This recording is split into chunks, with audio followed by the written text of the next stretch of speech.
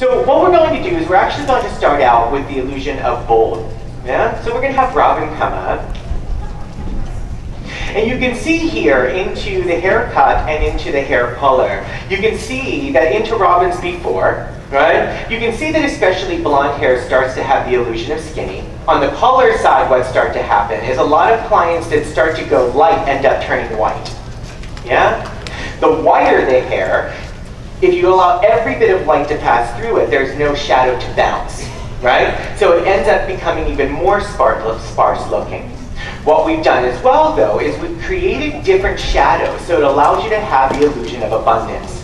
The first step is really about cleaning up your blonde, and you think about it, if you're working on a blonde, and honestly, Robin is she's about a natural 6'7", right? She's a 7, but on the dark side, okay? And here, she was a little bit of a band of brothers, yeah? She had a line of white, a line of blarge, and regrowth. Yeah, and the ends were white. Yeah, blarge, you get it, it's in the blondes, right? Maybe it was a selfie, she did it at home, who knows, whatever. It was blarge. So we cleaned it up first, right? We cleaned it up, we got through the blarge, and she has a really beautiful blonde. The one thing though, especially when you're working any texture, but in finer strands, never compromise the hair's integrity. Because if you're blowing it out and things are flying through the air, and they're like, what is that? Oh, it's magic. You know, and that's not really something that's cool, right? Never compromise it. We cleaned up the new zone and squashed it. But what you can see, give them a slow turn, Robin, you can see really beautiful shadows that are placed through the intermix of it. The low light interior is a reflective level 8, and it builds gradually on the round towards the front fringe line. It also incorporates hair painting. And painting, balayage, whatever you call it, right? Freehand, cool, make your dough, right? Put it on your service menu. Starts low and works its way high. So in light hair, instead of looking at contrastive levels between a level 6 and a level 10, if you create shadows and you give the light something to bounce off of, what that's going to do with a brought down base into a 9, it gives you all of the illusion of abundance. And in hair color, again, agree or disagree, you have the capability of creating volume, you can reduce weight, and you can add length to a hair color placement. Yeah? Taking the support and putting it through, it honestly, after you cleaned up the blonde, it's really a 15-minute technique. Yeah? It's a 15-minute technique, and all of them are something that you can utilize, because if we give you something that's going to take you 30 minutes just to put in sectioning, you're not going to do it, right? In 15 minutes, you're going to do it, process it as norm, and then you can make your money, and you can use what is the method in the chair every single day. Yeah? Yeah, and I have to explain as well is that all these techniques, when we do our classes, we do Genesis, we're doing hands-on classes, we're doing hair cutting, we're doing coloring, we're doing styling, and we're using the Regenesis regime as well.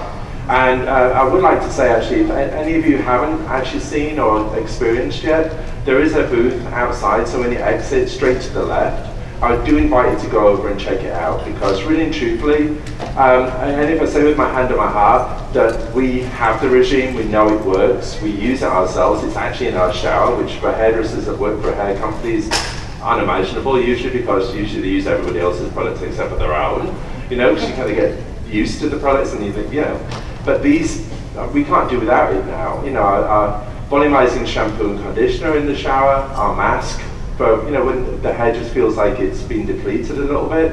And I have to share this with you as well. 3 weeks ago we actually got married, and we had a couple of days in Miami where we got married together. That's me and him together. So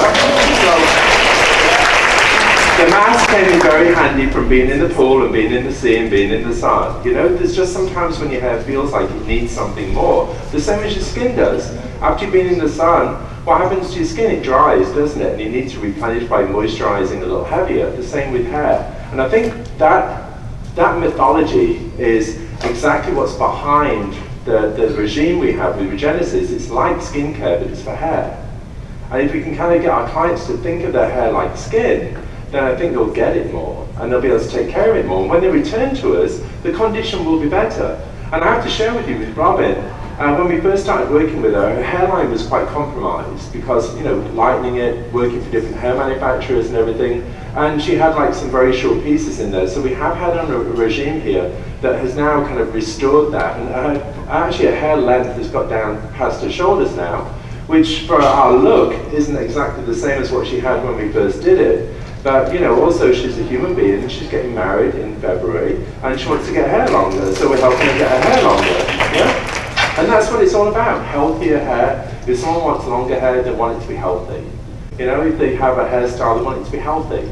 And that's what this is all about. It's just keeping that health, keeping the integrity. It could be color that's making the hair finer. It could be, they're really kind of using hot irons and everything at home that are kind of like just misusing the hair. It could be chemical work. It could be something genetic. It could be something that's going on, physically with them, medications.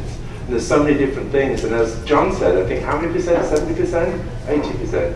Virtually 80% of clients that have been recorded to actually worry about fine and thinning hair in some way or another, and that's a high percentage. So we're talking about like a piece of the market that really needs to be worked with, and us as professionals, we want to do it, rather than go into a supermarket and go, I think I'll buy this because the picture looks pretty. And now how that turns out usually. Orange! Anyway, thank you, darling. Thank you so much. Let's bring our next level forward. Yeah, we're moving from bold and we're going to move now into confidence. Now, confidence, if you take a look at our before picture here, that's what confidence is all about. It's really having the confidence in us as professionals, as well as what comes out inside a person when they know they're in the good hands. And it takes a lot to talk to someone and really portray what your vision for them is. So when we had our model casting and we talked, we were talking about how kind of fine the hair is and how it really didn't do a lot, just naturally for this. I mean, look how beautiful she is, that jawline, that neck, the way the hair now sits and gives this roundness to the back of the head, and really how soft the hair looks and workable. And it's really kind of given her a really great, strong but commercial look, which has given her confidence. And if you notice how we're using these words, because the words are all kind of tying together, in every personality we hold every single one of these. And it's really looking at a person and going, what do I need to help bring out for this? It's what we do every single day in the chair, don't we? Our clients come to us not only as hairdressers, but we're their confidant, aren't we? They tell us more stuff than they tell their best friends usually, because they feel like they can trust us. Balls. But they do. Because you're straight in the stand and going, can you believe what she just told me? She showed me a selfie and I can't believe what she was wearing.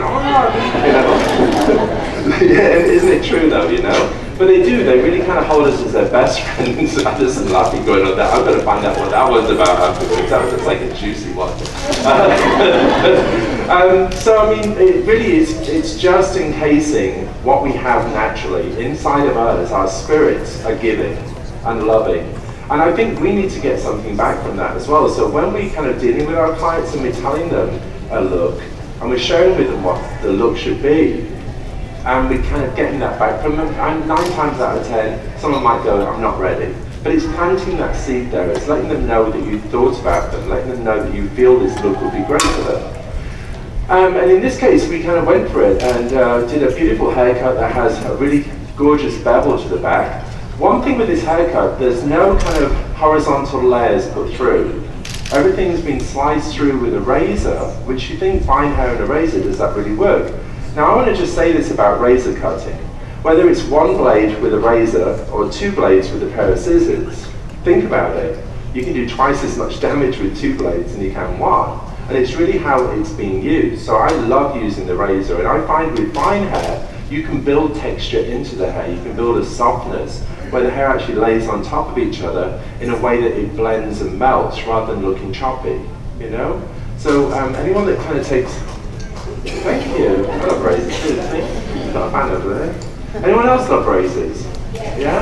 Yeah, see? So we did the whole haircut using a razor. The only thing that I do differently is sometimes when you've dried the hair and you think maybe you need to take some more volume out, we go in with the texturizers and vertically take weight out this way by going in with a blade, closing the comb on top and taking out. If you think it's just the same as using a razor, it's just then, you can kind of finalize and finish and piece out some of the hair. Now the beautiful color you're seeing here, it really looks very natural, very soft, very kind of chestnutty brown, which is, I think, a perfect tonality for a brunette. And we did this by starting just below the temple on one side and finishing on the temple on the opposite side. and doing a fine weave, leaving a space of hair out and doing a heavy weave, then a fine weave and a heavy weave. And we went in with a lightener that would lighten the hair up to a soft gold. And then using that soft gold, we then glazed the whole head with a level 7. So we didn't want to have too much contrast because she's, around about a 5 level naturally. So we didn't want to have too much contrast in the lights because it ends up looking a little stripy, So you wanted it to look natural and soft. Glaze the hair back down with a warm 7. And really it's given this lovely shine to the hair, and it's given this kind of like contrast that isn't really going to be a problem for her for regrowth because she's not going to see the regrowth grow out too much. But it has given that softness and that texture. And if you see the picture there where the hair's actually lifted and we've used an iron to get the bounce, it really makes the hair come alive. So I hope you like this look, ladies and gentlemen. Yeah?